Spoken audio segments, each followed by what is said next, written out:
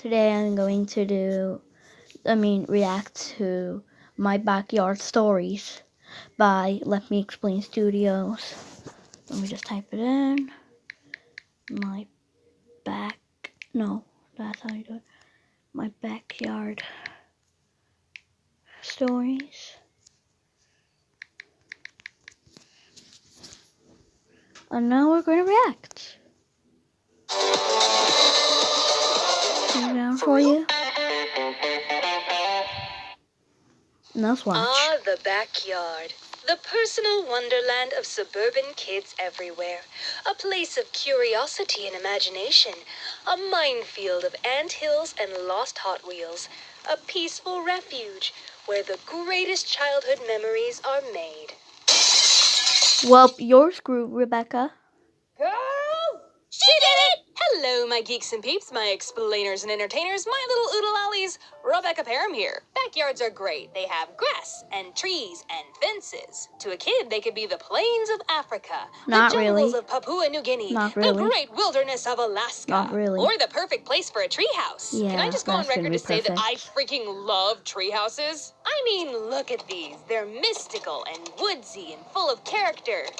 And away from people. Look at this one. I want to live there. I want to hook it up with Wi-Fi and a sauna. I want all the local kids to call me the Witch of the Woods and tell stories about how I'll steal your toes if you get too close to my house. I want to be a ghost story. Wait, we're off topic. Backyards, a staple of suburban living. I lived in suburbia as a kid with all the trimmings. Neighborhood kids to play with, nearby woods to explore, a school I could walk to and from.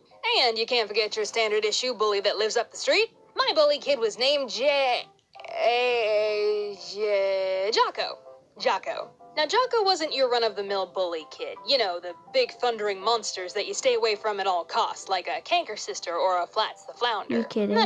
Jocko was more like Buford from Phineas and Ferb. Still a bully, but one that got involved in the adventures, and you invited over for a game of baseball sometimes. He was a weird one for sure. One time we were over at his house in his backyard, and he needed to, released the hounds. But instead of going inside and doing his business like a normal person, he popped a squat right there in the grass and made fertilizer. And then his dog ate it. He also once found a lighter in our backyard and decided that he wanted to make a campfire.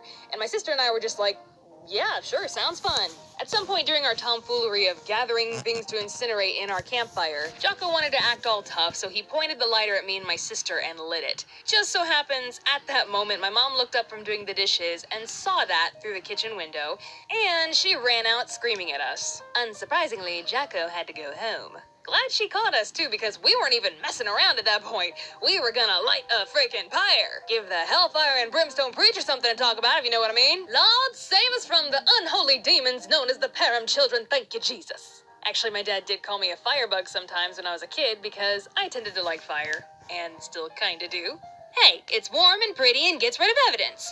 Everything you want in a boyfriend. But the big story that I remember about Jocko was the tree incident. One day, my sister and I were playing baseball with Jocko in our backyard when one of us hit the ball over the fence into the neighbor's yard. Our neighbor wasn't home and their backyard gate was locked, so Jocko came up with a bright idea. He began climbing our giant oak tree so he could swing over to the neighbor's tree, climb down, and retrieve the ball. And Rachel and I just stood there watching him climb, periodically going, "You're gonna fall! We're gonna have to call the fire department to get you down!" Which I think only strengthened his resolve to make his brilliant plan work because he just kept climbing. Now strap in for this one, explainers, it gets good. When he got close to the neighbor's tree and was about 15 feet off the ground, he grabbed a pencil-thin branch in his hands and actually tried to swing to the neighbor's tree like he was freaking Tarzan. Are you kidding? Apparently, Jocko has never seen a Wile E. Coyote cartoon because then he would have known better. Who says cartoons rot your brain? Guess what? The branch snapped.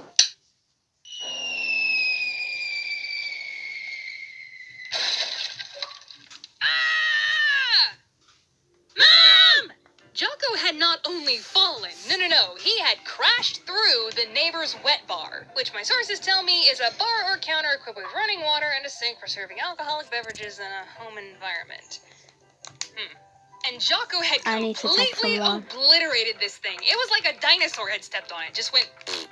Jocko was screaming so loud that his dad, who was working in their front yard up the street, heard it, came running, and kicked in the neighbor's gate to get to him. He ended up having a broken arm, which I'm still surprised to this day that that's all that happened. From the damage that I saw to this wet bar, I'm surprised he's not dead. There should have been some fractured ribs or brain damage or something. Well, I guess if you're meant to hang, you won't drown. He also had to pay the neighbor back for the wet bar, just to add insult to injury. Rolling on with the theme of breaking things, my sister and I actually did the childhood cliche of breaking a window with a baseball. You thought that opening skit was just a witty farce, huh? No, actually happened. My sister and I were in the backyard playing baseball with the neighborhood kids. Big surprise there. I was pitching, she was batting. I tossed her the ball, she hit it, it veered off to the right and crashed right through my parents' bedroom window. And everyone in that backyard except Rachel hit the deck. My parents came racing outside and found my sister standing there with bat in hand, completely flustered. Both of my parents were mad, but my mom told Rachel to go get her piggy bank because she was going to pay for it. But Dad jumped in and said, "Hey, that's not fair. It was an accident. Every kid gets to break one window with a baseball." Yeah, that was my dad for you. He never forgot what it was like to be a kid, so he wanted the most fulfilling childhood for us, including all of the classic mistakes, like breaking a window with a baseball. So now I gotta tell one on me. About time, I suppose. When I was about 9 and should have known better, I'd sometimes pass the time in the backyard by taking an old fence post, laying it over the side of our raised garden beds, and jumping on the end of it, launching an array of different materials into the air. Rocks, pebbles, grass, sticks, anything. This is what we did before we had the internet, kids. One day, I really wanted to launch a ball off of my makeshift catapult, but there was a problem. The ball would roll off of the fence post before I could launch it. Physics. Who knew? And in order to complete my little experiment, I needed an assistant. Oh, David! My little brother David was about 3 at the time and was very susceptible to suggestion, which worked out perfectly for me, not so perfectly for him. I told him on the count of 3 he was going to put the ball on the fence post so I could quickly jump on the other end before it rolled off. Simple enough, wouldn't you say?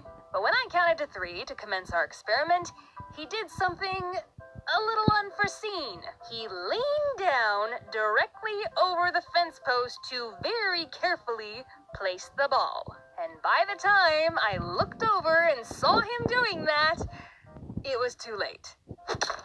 My entire weight came down and the fence post smacked him right in the face. Well, I'm dead. I bequeath everything to my Teddy Ruxpin. David rightfully screamed at the top of his lungs and ran inside to Mom and Dad, who were not happy at all. David's whole face swelled up, and there was a puncture wound on his cheek that was maybe an inch away from his eye, and he still has a scar there to this day. Wow. I got in a lot of trouble, and my parents yelled at me that I could have blinded him. Even though it was an accident, he wasn't supposed to put his face over the catapult. But I felt really bad, to the point where I still felt bad years later into adulthood when someone would bring up this story. But now, I've animated it and shown it to 1 million people, so it holds no more power over me anymore. Animation, my antidepressant. So yeah, backyards, imagination, magic, wonder, childhood trauma, you get the idea. But seriously guys, go spend some time outside, get some sunshine and fresh air, it builds character. It's also really good for your mental health. Anyways, thank you so much for tuning in, but wait a minute, Editor Becca here. I've got some things to tell you before we officially tune out. I'm gonna be at PAX South again January 18th through the 20th in San Antonio, Texas. I'll just be walking around, so come up and say hi. I'm also gonna be a featured creator at VidCon London, February 14th through the 17th. Really excited about that one. It's gonna be my first time in Europe, and they have me doing a lot of cool stuff for the convention, so I hope you can make it. Also, for those of you who like my singing, I recently did a cover of How Far I'll Go from Moana with Jordan Sweeto, and a rock cover of Defying Gravity with Caleb Hiles. It was so much fun to sing those songs. I never get a chance to really sing on this channel, so I gotta sing on other people's channels, I guess. I'll put the links in the description below. Please go check them out. Anyways, I think that's it, explainers and entertainers. Thank you so much for tuning in, but now I gotta tune out. Bye! Bye, guys. See you tomorrow.